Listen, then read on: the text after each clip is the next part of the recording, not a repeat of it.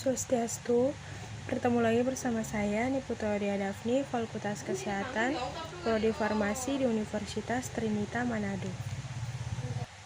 Baik, pada kesempatan kali ini saya akan menjelaskan kembali intisari materi yang saya dapatkan kemarin tanggal 25 Januari 2021 Farmaseutika Dasar, yaitu tentang teknik pembuatan kapsul dan pil dan teknik pembuatan sediaan tablet. Baik, kita masuk pada materi penjelasan yang pertama, yaitu dari kelompok 7. Mereka membahas tentang teknik pembuatan kapsul dan pil. Nah, di sini materi mereka ada 5, yaitu teknik pembuatan kapsul dan pil, 2 syarat-syarat sediaan kapsul dan pil, 3 penilaian dan pengujian sediaan kapsul dan pil, keempat perhitungan dosis obat dalam resep kapsul dan pil, kelima aturan pakai dalam resep pil dan kapsul. Yang pertama, mereka membahas tentang teknik pembuatan kapsul dan pil. Teknik kapsul adalah sediaan serbuk yang dimasukkan ke dalam cangkang kapsul, sediaan cair atau setengah padat yang dibungkus dengan kapsul dasar. Yang kedua, pil merupakan sediaan yang berbentuk butir telur, yaitu teknik ada tahapan pembuatan pil, yaitu yang pertama pembuatan massa pil, yang kedua pemotongan pil, yang ketiga pembulatan dan penaburan pil, yang keempat penyalutan pil. Itulah tahapan-tahapan pembuatan pil. Baik, dari teknik pembuatan sediaan kapsul dan pil, di sini ada ukuran kapsul. Nah, ukuran kapsul ada 2 macam, untuk hewan dan untuk manusia. Tentu untuk hewan pasti berbeda dengan kapsul untuk manusia. Tidak ada sih yang membedakan, tapi ukuran masing-masing itu berbeda karena di setiap obat atau sediaan ukuran obat atau tablet itu atau kapsul itu pasti berbeda. Ada yang lonjong, kecil, bulat, dan lain sebagainya. Karena ukuran itu menurut kandungan yang ada di dalam pil tersebut. Baik, dari ukuran kita ke syarat-syarat sediaan kapsul dan pil. Nah, di sini ada persyaratan sediaan kapsul. A. Keseragaman sediaan. Ada keseragaman bobot, keseragaman kandungan. B. Waktu hancur. C. Disolusi. 2. Persyaratan sediaan pil. A. Homogen ukuran, bentuk warna, dan dosisnya. B. Mempunyai kekenyalan daya retak dan kekerasan tertentu. C. Mempunyai waktu hancur tertentu.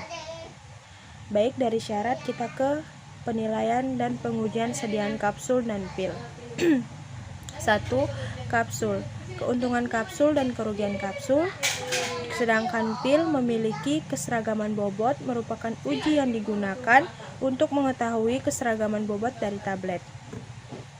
Nah, untuk bobot rata-rata pil yaitu dia 100 mg sampai 250 mg dan 250 mg sampai 500 mg. Itu bobot rata-rata dari pil.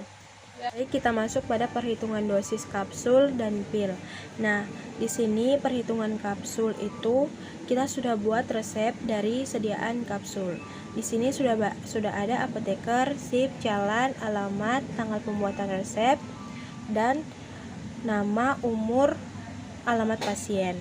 Nah, di sini tertulis di dalam resep ada ambillah paracetamol 250 mg, asamefenamat 400 mg, CTM 2 mg, MF pulvis DTD nomero 20.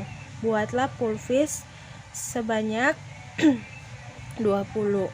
Nah, cara menghitungnya, dosis sediaan serbuk dikemas dalam kapsul yaitu pertama kita kalikan sediaan yang ditulis oleh dokter, kemudian dikalikan dengan yang diminta. Setelah mendapatkan hasilnya kita bahagi dengan sediaan. Contoh di sini seperti paracetamol 200 mg, 250 mg dikali dengan yang diminta yaitu 20 sama dengan hasilnya 5.000. Nah, 5.000 itu dibahagi dengan sediaan si paracetamol. Sediaannya itu yaitu 500. Jadi 5.000 dibahagi 500 mendapatkan 10 tablet. Nah, yang kedua, asam mefenamat.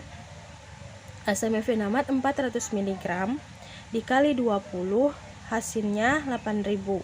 Nah, 8.000 itu dibahagi dengan sediaan si asam mefenamat yaitu 500. Jadi 8.000 bahagi 500, 16 tablet. Sedangkan CTM 2 mg kali 20 hasilnya 40. 40 dibahagi 4 dengan sediaan CTM hasilnya 10 tablet. Nah, jadi itulah perhitungan sediaan kapsul. Yang kedua, perhitungan pil. Perhitungan pil di sini mereka membutuhkan mengambil amoksilin 200 mg. Nah, di sini amoksilin 200 mg mf, buatlah pil sebanyak 15. Nah, dan aturan pakainya 3 kali sehari satu pil. Nah, cara perhitungannya di sini amoksilin 200 mg dibahagi 500 mg hasilnya 0,4 tablet. Jadi 0,4 mg. Jadi kita membuatnya sebanyak 15 pil.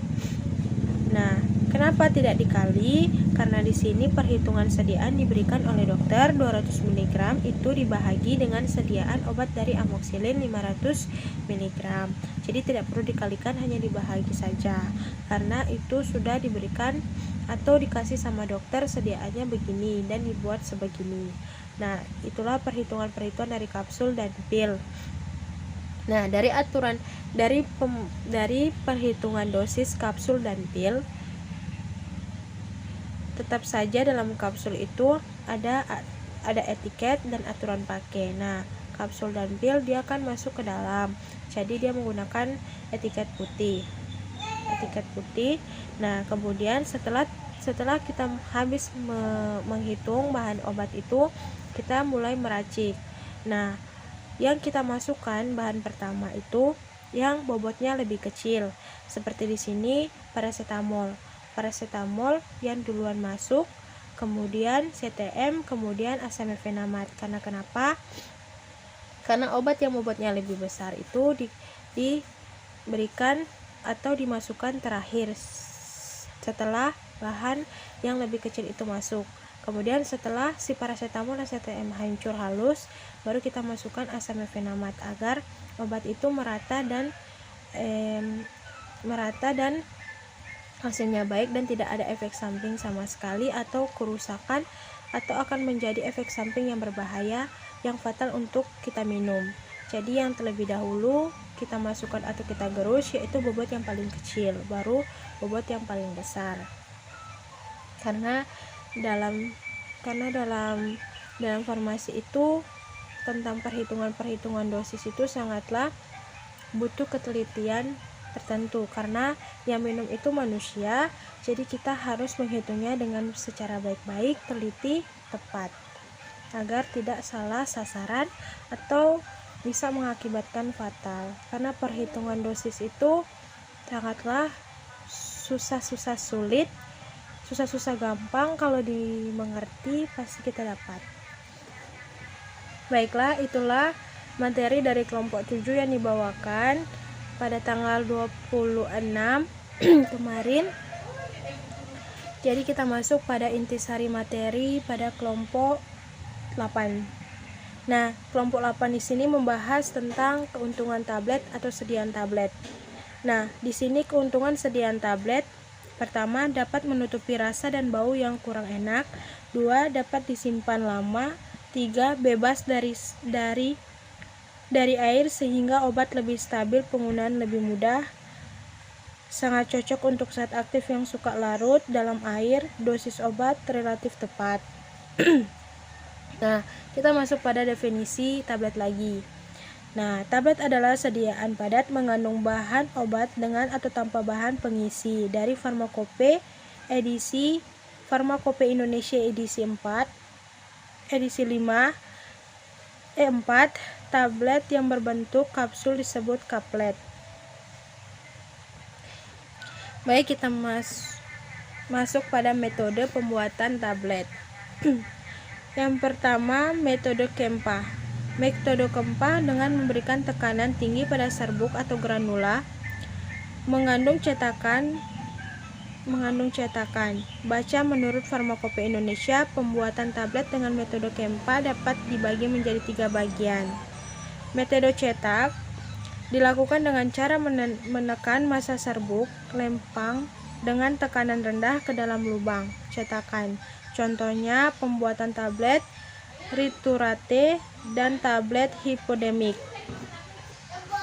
Syarat-syarat sediaan tablet dan tablet salut. 1. Pengujian tablet. 1. Uji homogenitas. 2. Sifat air. 3. Kadar lempak. 4. Kompresibilitas. 5. Distribusi ukuran granula. Kita masuk pada perhitungan dosis obat dalam resep tablet dan tablet salut. Obat tablet adalah bubuk yang terdiri dari satu atau lebih macam obat yang didapatkan dalam bentuk lonjong atau lempengan. Obat jenis ini hanya dapat digunakan dengan cara oral, mulut, atau bawah lidah sublingual. Cara menghitung dosis obat terbentuk tablet bisa menggunakan rumus berikut. Rumusnya, contoh, ketika dokter meminta memberikan paracetamol tablet 200 mg, satu tablet obat memiliki sediaan 500 mg. Jadi caranya, maka perhitungannya 200 mg bahagi 500 sama dengan 1,2 tablet.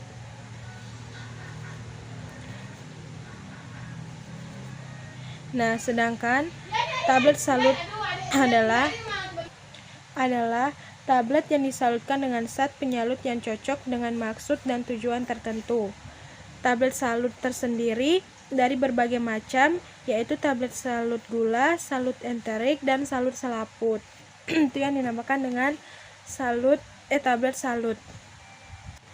Baik, di sini saya akan menjelaskan sedikit perlu diperhatikan dalam mengenai obat-obatan dalam perhitungan dosis.